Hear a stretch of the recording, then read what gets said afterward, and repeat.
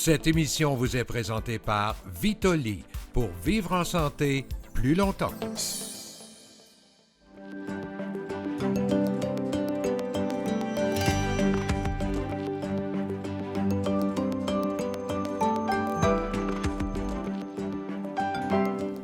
Bienvenue à l'émission La santé autrement, émission durant laquelle nous mettons en valeur les principes de la santé intégrative. Notre question du jour, pensez-vous qu'il est possible de guérir le diabète de type 2?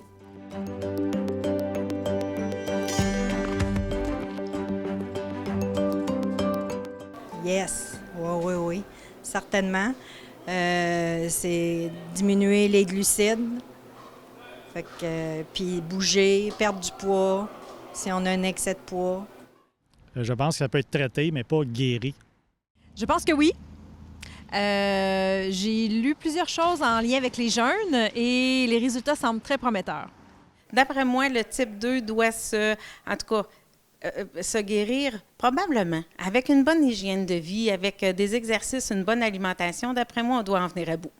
Bien, il est toujours possible. D'après moi, selon moi, avec une bonne alimentation, puis beaucoup de sport alentour de nous, là, bien, beaucoup de sport, du sport en moyenne, là, c'est sûr, là, parce que moi, je suis de type 1, puis c'est sûr que déjà là, on s'améliore en sortant puis en faisant un peu de sport. Et que j'aimerais ça.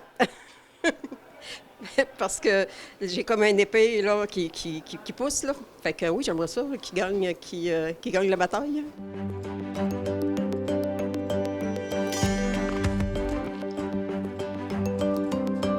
La première fois qu'on a entendu dans les médias qu'il était possible de guérir le diabète de type 2, c'est probablement en 2016, lorsqu'un professeur de l'Université de Montréal a fait la manchette en affirmant en fait que c'était possible de guérir le diabète de type 2 parce que lui-même avait perdu 60 livres et était revenu complètement à la normale et pouvait justement se passer maintenant des médicaments. Mais du même coup, il pouvait se passer aussi de tous les autres facteurs de risque qui viennent avec le diabète, dont les maladies cardiovasculaires et autres complications qui peuvent apparaître avec le temps.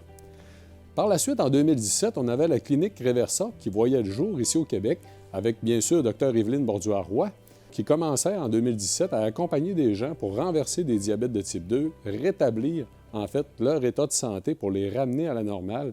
Et encore là, éviter peut-être d'avoir à prendre des médicaments ou éviter d'autres complications qui pourraient apparaître par la suite dans leur vie, améliorer aussi leur qualité de vie. Malheureusement, force est de constater que malgré toutes les années passées, encore au Québec actuellement, nous n'offrons pas la possibilité gratuitement dans notre système de santé aux gens d'essayer de renverser, de rétablir leur santé, renverser un diabète de type 2 ou encore renverser des maladies chroniques. Il faut être conscient, en fait, comme population, que ce serait notre droit de demander que notre système de santé qui nous appartient, nous payons pour notre propre système de santé. C'est une décision qu'on a prise collectivement de le rendre disponible. Nous devrions, bien sûr, faire des efforts pour rétablir la santé quand c'est possible et éviter aux gens d'avoir à prendre des médicaments, puis surtout éviter de développer d'autres complications qui engendrent aussi des coûts pour le système de santé, en plus de réduire leur qualité de vie. Aujourd'hui, comme expert invité de l'émission, nous aurons en fait Dr Catherine Bouchard qui sera là pour en parler, qui travaille justement à la clinique Reversa, qui pourra vous donner beaucoup plus d'informations sur sa pratique. Mais avant tout, allons à nos experts permanents d'émission, en commençant, comme à l'habitude, avec Dr Anne-Isabelle Dionne.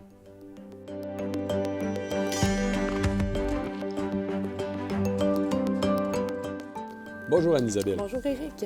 Donc, parlons de diabète, en fait, un sujet qui, forcément, tu as beaucoup de gens, en fait, qui t'en parlent dans ta pratique. Ah oui, tout à fait. C'est vraiment une maladie qui a une très forte prévalence. En fait, on estime qu'un Canadien sur 3 est prédiabétique ou diabétique. C'est des statistiques catastrophiques. Ouf. Et ces chiffres-là sont en augmentation d'année après année depuis que l'industrie du sucre a pris la place de celle du gras dans les années 60-70. Mais mettons ça un peu en perspective, en fait, pour les gens qui nous écoutent. Là, une personne sur 3 au Canada, c'est 3 fois plus de gens qu'ailleurs dans le monde. C'est énorme. Oui, absolument. Si on regarde la donnée mondiale, finalement, on aurait 3 fois plus de Canadiens. Ouais. Est-ce que c'est parce qu'on les dépiste pas bien ou pas assez tôt ailleurs dans le monde? Il y a plein de monde, en fait, qui sont diabétiques et ne le savent même pas, qui comptent pas dans ces statistiques-là. Alors, dans les pays occidentaux, c'est très facile de faire un dépistage approprié parce qu'on a accès à un médecin facilement. Dans les pays où l'accès n'est pas aussi facile que ça, maintenant, on peut souffrir d'un diabète longtemps avant de le découvrir. Alors, ça peut être un enjeu important. Et ça peut causer plusieurs problèmes. En fait, ça amène plusieurs autres problèmes de santé qui sont attachés au développement du diabète au fil des années. Exactement, c'est grave, en fait, le fait de souffrir du diabète. En fait, je tiens à faire une distinction aussi entre le diabète de type 1 et du type 2. Parce qu'on sait que le diabète de type 1, c'est une maladie qui va apparaître plutôt dans l'enfance ou tardivement dans l'adolescence, où notre propre système immunitaire va attaquer les cellules de notre pancréas de sorte qu'on n'est plus capable de fabriquer l'insuline qui est l'hormone qui permet de faire entrer le sucre dans les cellules pour nous permettre de nous nourrir, de fabriquer de l'énergie, de sorte que les gens qui souffrent du diabète de type 1 doivent absolument avoir de l'insuline à s'injecter pour réussir à pallier à ce déficit-là qui est engendré par la maladie auto-immune. Alors ça, c'est une maladie qui va durer toute la vie. Il n'y a pas de possibilité de réversibilité. Alors bien sûr, l'émission d'aujourd'hui concerne le diabète de type 2, qui est une maladie qui va apparaître beaucoup plus tardivement dans la vie et malheureusement de plus en plus tôt chez même des enfants, dorénavant à cause du mode de vie qui est de plus en plus catastrophique dans la population. Alors donc, je pense que nos experts d'aujourd'hui vont en parler davantage du diabète chez les enfants, entre autres, qui commencent à avoir une prévalence un peu difficile à constater là, pour les gens. Oui, puis on en parlait tout à l'heure. Donc, le diabète de type 2, c'est qu'à trop manger de sucre ou à trop manger de glucides dans l'alimentation. Essentiellement, c'est une cause majeure, là, tout à fait. Donc, l'hygiène de vie est responsable de la pathogénèse du diabète de type 2, essentiellement. Donc, une alimentation très riche en glucides, en sucre transformé, l'inactivité physique, le gain de poids, le stress chronique, le manque de sommeil, évidemment, c'est tous des facteurs de risque. Alors, plus on va manger une alimentation riche en glucides, qu'est-ce que ça fait quand on mange du sucre? Ça provoque la libération. En fait, le sucre monte dans notre sang, ça provoque la libération d'insuline par notre pancréas. L'insuline, comme je l'ai mentionné tantôt, qui va venir stimuler les cellules pour leur permettre d'absorber le sucre des vaisseaux sanguins jusque dans la cellule pour nous nourrir ou fabriquer de l'énergie.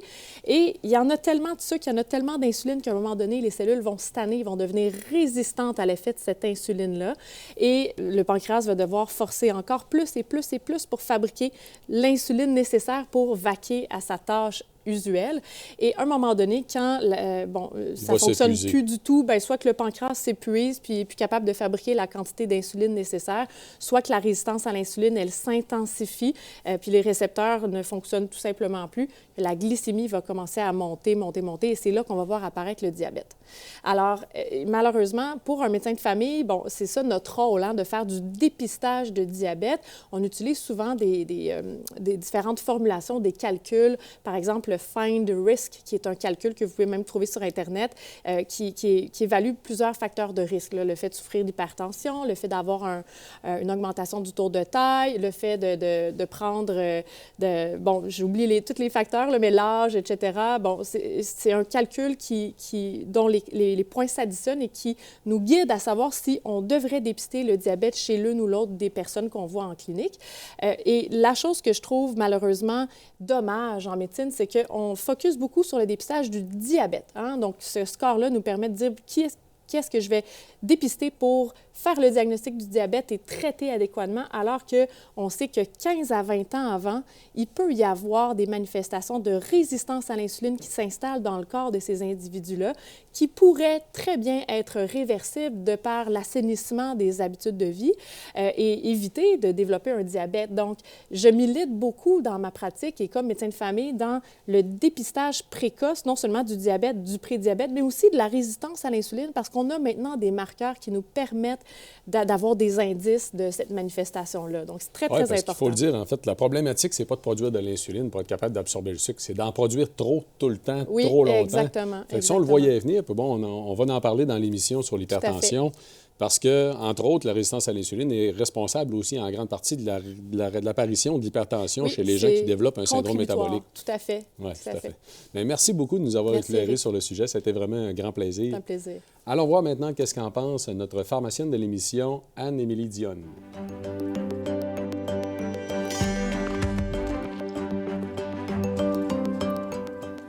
Bonjour Anne-Émilie. Bonjour Éric. Donc, est-ce que tu penses que c'est possible de guérir du diabète de type 2? Écoute, c'est une excellente question nécessairement. Écoute, j'apporterai une nuance à ton point. De guérir, c'est un grand mot. Je dirais plutôt apporter une rémission du diabète de type 2. Effectivement, c'est possible. Tout à fait, j'en suis convaincue, même en tant que pharmacienne là, qui jongle beaucoup avec la pharmacothérapie. D'ailleurs, l'American Diabetes Association a adopté sa première définition en 2021 de rémission du diabète. Oui, qui consiste à, en fait, ce qu'elle dit, c'est que c'est l'atteinte d'une hémoglobine glyquée. L'hémoglobine glyquée, Éric, c'est l'indice, en fait, qui exprime la glycémie des 3 derniers mois. Donc, on est capable de la détecter dans le sang, puis on a un reflet des glycémies des 3 derniers mois.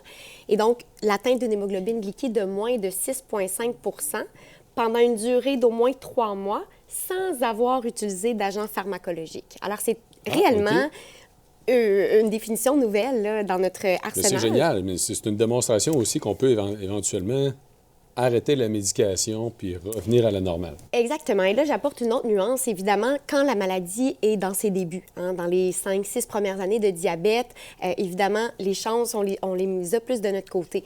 Quand nécessairement on est aux prises avec le diabète de type 2 depuis 25, 30, 35 ans, là, évidemment, il y a un déclin progressif inéluctable du pancréas, ce qui fait que parfois les interventions pharmacologiques sont nécessaires. Mais il y a 2 cartes maîtresses dans cette rémission du diabète qui sont importantes. Et d'ailleurs, j'ai lu beaucoup sur une étude qui a été faite par Dr Junot, en fait, qui a suivi une cohorte de patients. Le directeur de l'Institut de cardiologie de Montréal. Merci de le préciser.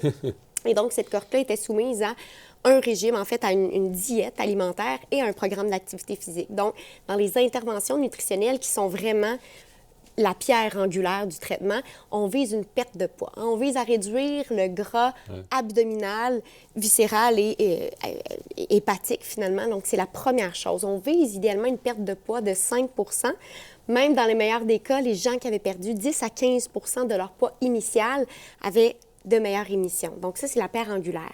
La diminution des produits ultra transformés aussi. On sait que l'alimentation nord-américaine est composée là, de 50 d'alimentation ultra transformée. Tout ce qu'on achète à l'épicerie, les sucres raffinés, les mauvais gras qui constituent. Donc, on diminuait évidemment les aliments transformés.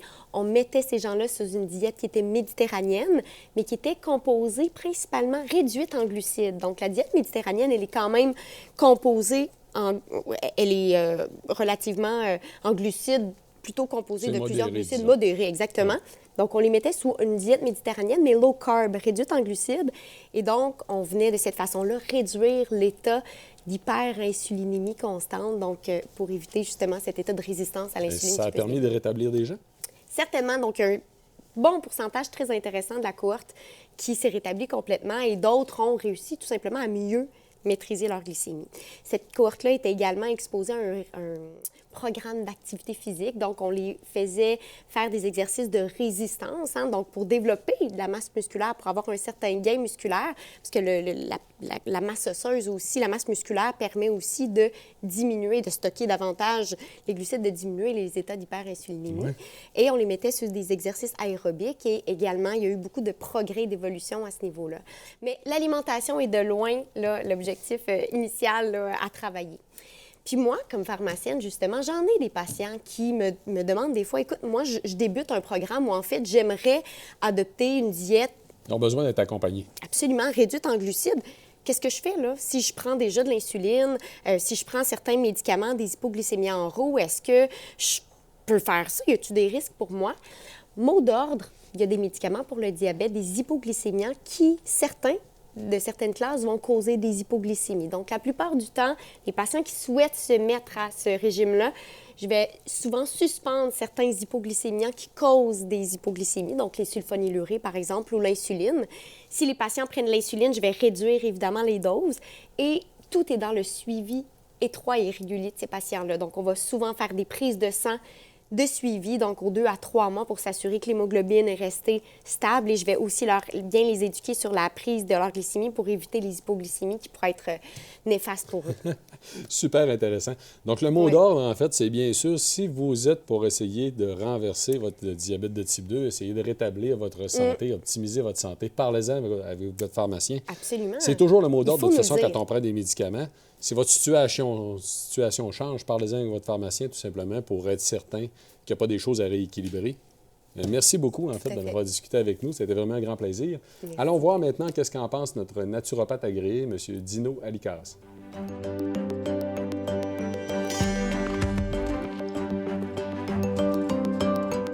Bonjour Dino. Bonjour Éric.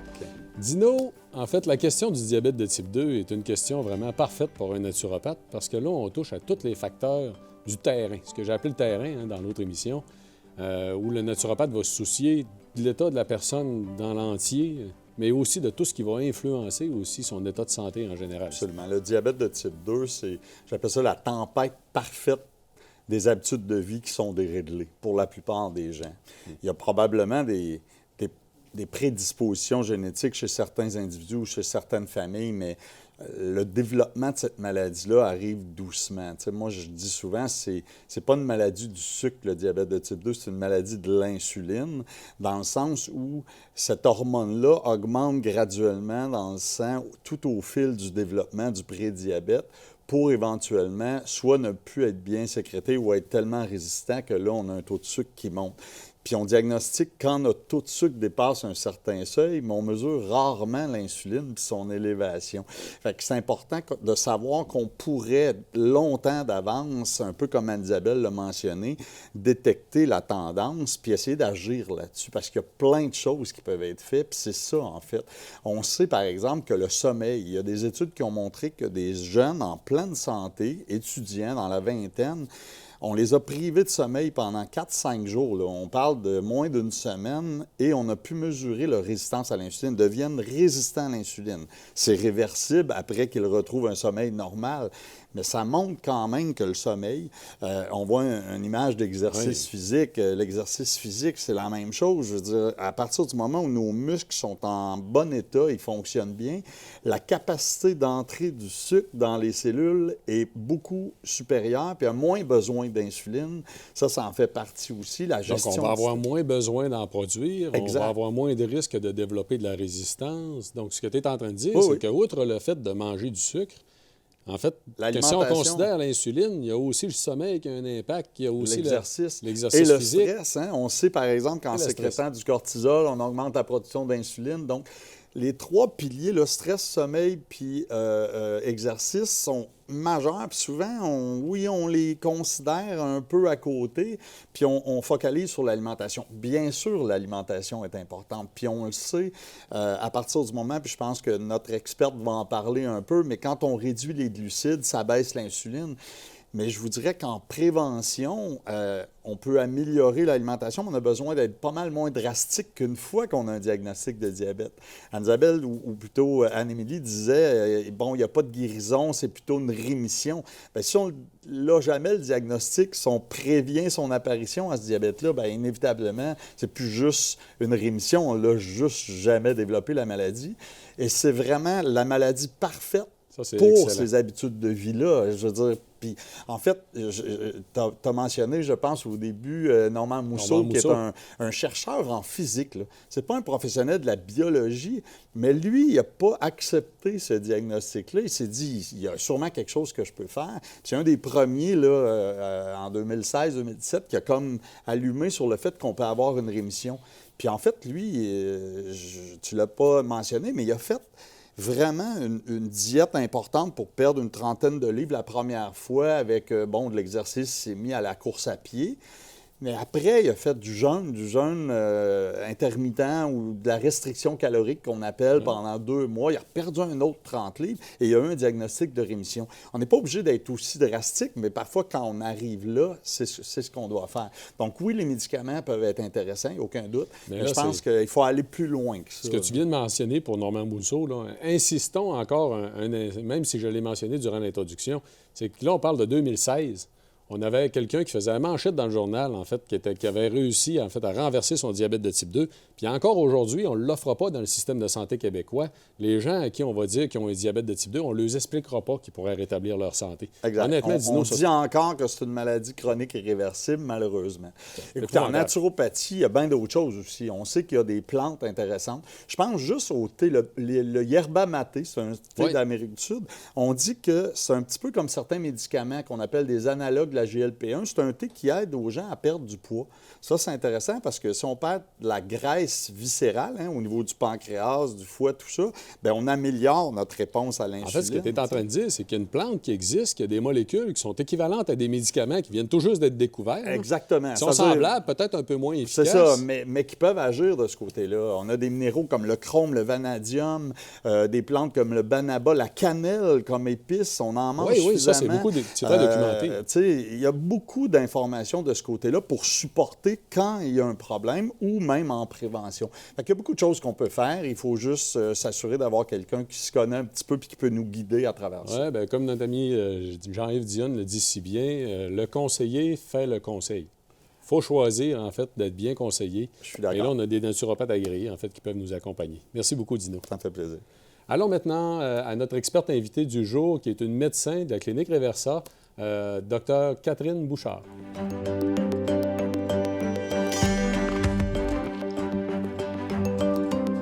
Bonjour, Catherine. Bonjour, Éric. Merci beaucoup d'avoir accepté notre invitation à l'émission aujourd'hui pour nous parler de guérir le diabète de type 2. En fait, d'entrée de jeu, il faut se le dire, on l'a vu pendant le Vox Pop, les gens considèrent qu'on peut maintenant guérir, renverser un diabète de type 2. Pourtant, là, il y a juste 6-7 ans, ça aurait été sûrement des noms qu'on aurait eus, tout simplement. Moi, je trouve ça extraordinaire d'avoir vu le Vox Pop et que les gens abordent ça, qu'on peut guérir du diabète de type 2. Parce que moi, quand j'ai fait ma formation comme médecin de famille, il y a maintenant 15 ans, le diabète de type 2, c'était une maladie chronique, irréversible, qui menait vers des complications. ACV, maladie cardiovasculaire, problèmes de reins, problèmes des yeux, problèmes neuropathiques.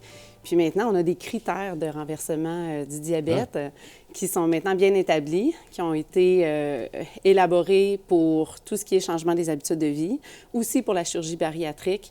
Et ce qui est extraordinaire, c'est que maintenant, on sait que le diabète de type 2, c'est une maladie qui est réversible. Ah, donc oui, c'est important d'en parler, en fait. C'est important que les gens le demandent. Bon, c'est un peu plate que le système de santé l'offre pas encore au public, à tout le monde, là. Je sais que tu es à la clinique Reversa. Les gens peuvent, en fait, faire affaire avec la clinique Reversa pour être accompagnés. Parle-nous-en un peu, en fait. Comment ça se passe? Bien, dans le fait, en fait, à la clinique Reversa et dans ma clientèle à moi, ce qu'on enseigne, c'est une alimentation qui est faible en glucides, puis aussi des notions en tout ce qui a trait au jeûne. Donc, en fait, le diabète de type 2, comme a été mentionné par Dr. Dionne, c'est une problématique qui résulte de la résistance à l'insuline. Donc, la résistance à l'insuline survient lorsqu'on consomme trop de glucides en fréquence et en quantité. Puis, lorsqu'on consomme des glucides, le corps va sécréter une hormone qui s'appelle l'insuline. L'insuline permet au glucose de rentrer dans les cellules.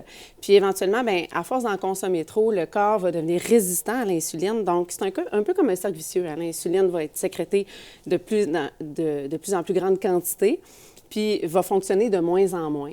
Puis à ce moment-là, la glycémie commence à monter. Puis ce qui arrive, c'est qu'on diagnostique un diabète de type 2. On peut tout simplement arrêter d'en consommer, puis ça va... Exactement. Donc, le principe à Reversa est ce qu'on enseigne dans les principes de réduction thérapeutique en glucides et avec le jeûne. Ce qu'on va faire, c'est qu'on va diminuer la consommation de glucides, diminuer la sécrétion d'insuline et renverser le processus en s'adressant au problème à la source, finalement. Ah, c'est génial. Puis il y a une étude récente, on en a parlé ensemble, il y a une étude récente qui vient d'être publiée qui montre l'efficacité, justement, de la diète réduite en glucides. Exact.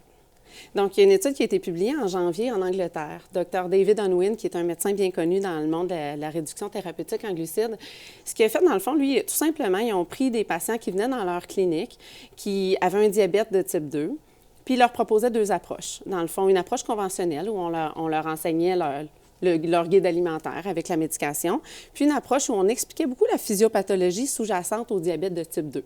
Puis on leur laissait la possibilité de choisir un peu, puis ceux qui choisissaient l'approche faible en glucides, il y avait du soutien. Dans les 2 groupes, il y avait du soutien, mais il y avait du soutien pour enseigner l'alimentation, puis des groupes, des recettes, etc. Puis ce qu'on a réalisé, c'est qu'on avait un taux de renversement de diabète de type 2 de 51 %.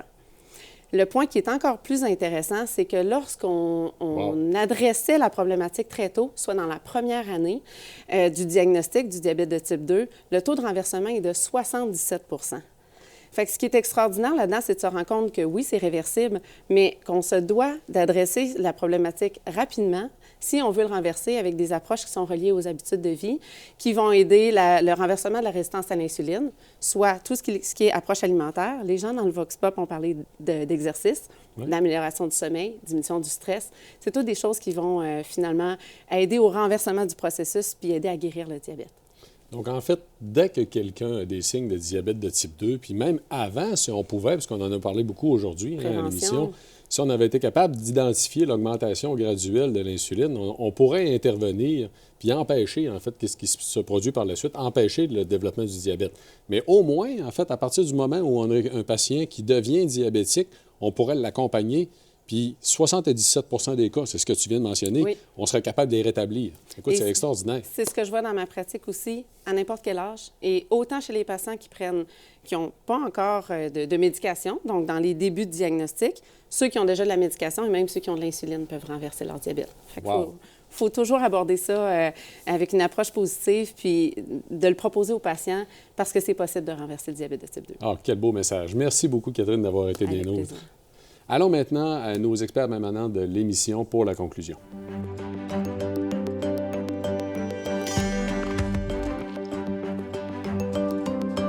Donc, le diabète de type 2, on peut possiblement le renverser, peut-être même qu'on pourrait parler de guérir, tout simplement. Mais avant tout, il faut comprendre que c'est une maladie grave. Absolument. En fait, les gens qui ont un diabète de type 2 peuvent avoir des complications, notamment cardiovasculaires, comme un risque accru de faire des AVC, des infarctus au niveau du cœur, donc des crises de cœur, peuvent avoir des affections au niveau des nerfs, des neuropathies qui peuvent nuire à la sensibilité au niveau des pieds, des mains. Ils peuvent avoir des plaies chroniques. Peuvent avoir des atteintes au niveau de la rétine qui peuvent affecter la vision au fil du temps. Alors, c'est vraiment une maladie qui démontre beaucoup de complications. Ils pourraient perdre la vue. Tout à fait, oui. Et puis encore autres pathologies comme l'affection au niveau des reins qui va nécessiter ultimement de la dialyse. Là. Alors, c'est quand même pas bénin souffrir de complications du diabète de type 2. Et sachant qu'on a tout qu'un arsenal thérapeutique pharmacologique pour bien contrôler le diabète, on sait qu'aucune pilule ne permet de le renverser, contrairement à l'adoption d'un mode de vie sain, une alimentation faible en glucides, de l'activité physique, une gestion optimale du stress, une promotion du sommeil optimale. Alors, ça va de soi que j'encouragerais tout le monde à se responsabiliser en regard de leur diagnostic de diabète de type 2 dans l'espoir de le renverser parce que ce n'est pas nos pilules qui vont changer les choses, malheureusement. Puis on sait qu'il y a une rémission qui est possible, alors pourquoi passer à côté? Effectivement, c'est important d'en parler, en fait. Il faut se le dire. C'est ça le message. Depuis le début, ce qu'on dit, c'est que les habitudes de vie sont super importantes dans cette problématique-là, dans cette maladie-là, puis que les médicaments peuvent aider à contrôler, mais comme tu viens de le dire, il y a une évolution quand même des symptômes, puis il y a d'autres problèmes qui peuvent apparaître. Donc, il faut que les gens soient sensibilisés au fait qu'il n'y a pas de pilule miracle, que c'est eux qui doivent prendre leur santé en main et que si on ne veut pas entreprendre un programme d'exercice, s'assurer d'avoir une alimentation qui est adéquate, mieux gérer son stress, bien, il n'y a pas de miracle qui va arriver. Donc, les gens, il faut qu'ils se responsabilisent. En fait, on pourrait le voir comme une sonnette d'alarme, mais qui est extrêmement grave, en fait. La sonnette d'alarme du diabète de type 2, c'est extrêmement grave. Par la suite, il y a quand même des suivis à faire. Et absolument. Les suivis, justement, on en parlait un petit peu tantôt. Anne-Isabelle parlait des complications associées au diabète, au niveau rénal, au niveau des reins, au niveau de la vision, au niveau des nerfs, entre autres, tout à fait bien expliqué. Donc, ces complications-là, une visite chez l'optométriste, par exemple, une fois par année, une visite chez le médecin pour faire des tests, des sensibilités, ou un examen, un auto-examen des pieds, par exemple, par le patient régulièrement, un dépistage de la fonction rénale une fois par année aussi, c'est tous des examens, donc ça implique de l'implication du patient pour s'assurer qu'on prend en charge ces complications-là possibles. Puis en fait, aussi de se rappeler que le diabète de type 2, ça arrive tardivement dans le continuum de la physiologie. Donc, on sait que 15 à 20 ans avant le diagnostic du diabète, il y a déjà des changements anormaux qui se passent dans la gestion des glucides et de l'insuline. Et on peut le dépister maintenant. On a accès à des valeurs d'insuline, de glycémie à jeun qui font un calcul qui nous permet de faire un score de risque d'évaluation de la résistance à l'insuline et qui prédit la transformation vers un diabète de type 2 en quelque sorte. Alors, puis on sait que c'est réversible, ça aussi. Et de là, l'importance de souligner, en fait, la place de la santé intégrative devrait prendre au Québec pour considérer l'individu dans toutes ses facettes en tant que tel, puis de considérer tout ce qu'on peut faire pour optimiser la santé, pas juste attendre d'être malade. Merci beaucoup de vos éclaircissements, c'était vraiment un très grand plaisir. Soyez des nôtres la semaine prochaine, nous allons parler de l'hypertension.